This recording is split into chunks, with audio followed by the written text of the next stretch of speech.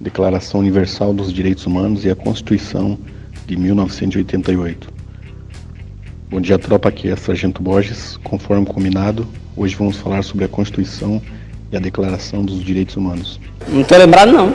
Não, nunca nem vi. Principais pontos dos artigos 5º e 6º da Constituição de 88. Conceito de casa. A casa é asilo inviolável. Ninguém pode entrar em uma residência sem consentimento do morador. Por outro lado, existem algumas exceções, em caso de flagrante delito, desastre ou para prestar socorro, ou ainda por determinação judicial durante o dia. Nossa Constituição preservou o direito de sigilo à correspondência e das comunicações telefônicas, salvo, em último caso, por ordem judicial. Se fodeu! Crimes inafiançáveis. A lei considera alguns crimes inafiançáveis, insuscetíveis de graça ou anistia. São eles: a tortura, o tráfico ilícito de entorpecentes e drogas afins, o terrorismo e os crimes hediondos. Existem outros dois crimes inafiançáveis: a ação de grupos armados, civis ou militares contra a ordem constitucional do Estado Democrático de Direito e o racismo. É bicha.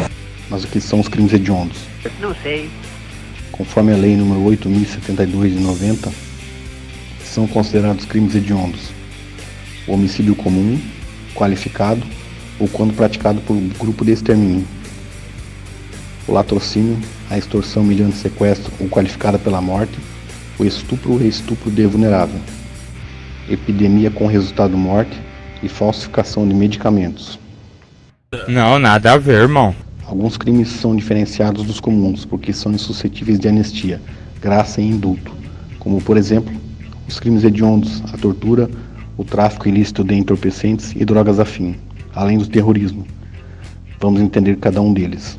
Pô, cara, de novo! Indulto é o perdão da pena, é concedido pelo Presidente da República que extingue a punibilidade, cancelando a pena. É destinado aos sentenciados que cumprem pena privativa de liberdade. A graça consiste no perdão da pena, destina-se a um ou mais condenados, desde que devidamente individualizados. Similarmente, a graça é concedida pelo presidente, favorecendo dessa forma um condenado, seja por crime comum ou contravenção, extinguindo ou diminuindo a pena imposta. Vagabundo! Inclui todos os efeitos penais e abrange as ações decorrentes da prática do crime, referindo-se assim a fatos e não a pessoas. Pode ser concedida antes ou depois do trânsito, em julgado. Exatamente. No caso de sentença condenatória, beneficiando assim todas as pessoas que participaram do crime. Existem 5 tipos de penas: 3 PMs, privação ou restrição da liberdade, perda de bens, multa, prestação social alternativa, suspensão ou interdição de direitos. Conforme a Constituição Federal, não haverá penas de morte, salvo em caso de guerra declarada, de caráter perpétuo, de trabalhos forçados, de banimento ou penas cruéis. Princípios constitucionais e a Declaração Universal dos Direitos Humanos. Liberdade religiosa. É inviolável a liberdade de consciência e de crença, sendo, portanto, assegurado o livre exercício dos cultos religiosos, sendo garantida a proteção aos locais de culto e suas liturgias. É importante os senhores lembrarem que o POP proíbe apreender os objetos litúrgicos em ocorrências envolvendo perturbação do sossego em igrejas. Princípio da legalidade. Só a lei define o que é crime. Princípio da reserva legal. Somente a União pode deliberar acerca do Código Penal. Devido processo legal, ninguém será privado da liberdade, salvo em flagrante delito. Delito por ordem da autoridade competente e nos casos de transgressão ou crime militar.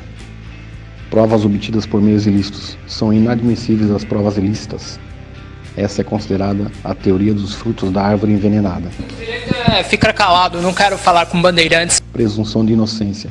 Ninguém será considerado culpado até o trânsito em julgado, ou seja, até que receba a sentença penal condenatória e não haja possibilidade de recurso. Direitos do preso. A prisão e o local onde ela ocorreu serão comunicados ao juiz e à família do preso. O preso tem os direitos de permanecer calado, sendo-lhe assegurado a assistência a um advogado. O preso tem direito ainda à identificação dos responsáveis por sua prisão ou interrogatório policial. A prisão ilegal será relaxada pela autoridade judiciária. Esse é o caso, por exemplo, da audiência de custódia. Havendo algum indício de que o preso foi torturado, o juiz relaxa imediatamente a prisão. Não haverá prisão civil por dívida, salvo por não pagar pensão alimentícia. Atenção! O depositário infiel não é mais motivo de prisão. Esse é o entendimento do STF desde 2008. Os remédios constitucionais. A Constituição Federal dispõe de garantias que são colocadas à disposição do cidadão. Elas são os remédios constitucionais, são ações para proteger os direitos do cidadão.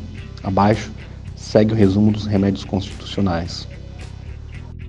Outra parte que é interessante os senhores gravarem muito bem é o parágrafo 3º.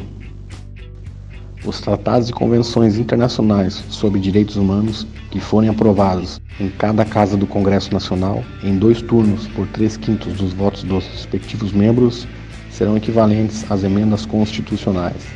Conforme o artigo 6º, são direitos sociais: a educação, saúde, a alimentação, o trabalho, moradia, transporte e lazer, segurança, previdência social, proteção à maternidade, proteção à infância e assistência aos desamparados.